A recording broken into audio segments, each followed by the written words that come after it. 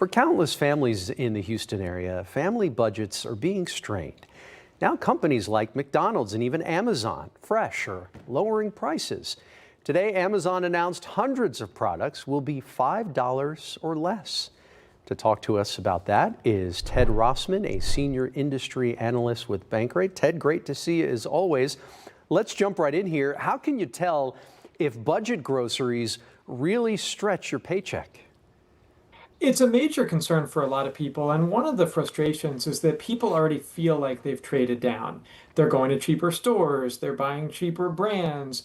They're really trying. They're clipping coupons and downloading the right apps, and a lot of it does come down to comparison shopping. I know it's frustrating that we feel like, yeah, we hear that we're getting a raise, but it doesn't feel like we're getting a raise because everything costs more.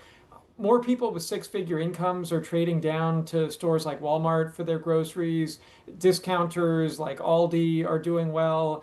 People are going to the warehouse clubs like Costco. But a lot of the low-hanging fruit is gone at this point. We've been dealing with higher prices for years, and a lot of people are just kind of saying enough already. Yeah, the frustration is palpable. So when is delivery worth the fee and when is in-store cheaper? It's important to think about the extra fees for delivery. There's often a delivery fee, maybe it's 10, 12, $15, something like that. Maybe you're tipping the driver. Sometimes it's a little sneaky, but some of these apps even have higher prices than in store. So those are a few ways that online can cost you more, but it has advantages too. There's the time savings, and time is money if this frees up some time in a busy calendar. There's also the impulse buy angle. A lot of times when you're strolling through the store aisles, you buy a little bit of this and a little bit of that. And if you have kids with you, they probably want gimme, gimme, gimme all this stuff. So that's actually a point in favor of online where you make a list and you stick to it. For a lot of people, it comes down to personal preference, and it doesn't have to be all or nothing either. You can sort of mix and match as needed. Mix and match is definitely a good strategy. Before we let you go, how can you keep your options open if one platform seems to control most of your shopping? There is a lot of competition, so use that to your advantage. It could be these third-party sites and apps like DoorDash and Instacart. Maybe it's the store itself and they have a grocery app, or you go in store.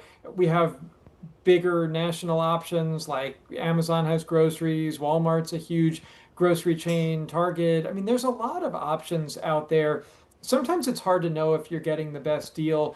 Sometimes you can look for patterns, like you know that one store, for example, tends to have cheaper meat prices and another one's better for fruits and vegetables. Or maybe you shop those weekly circulars or apps and you figure out, like, okay, this is where the best deals are this week. A lot of it just comes down to putting in a little legwork, but I realize that time is money. So that's actually one of the reasons why more people are doing this online and through apps.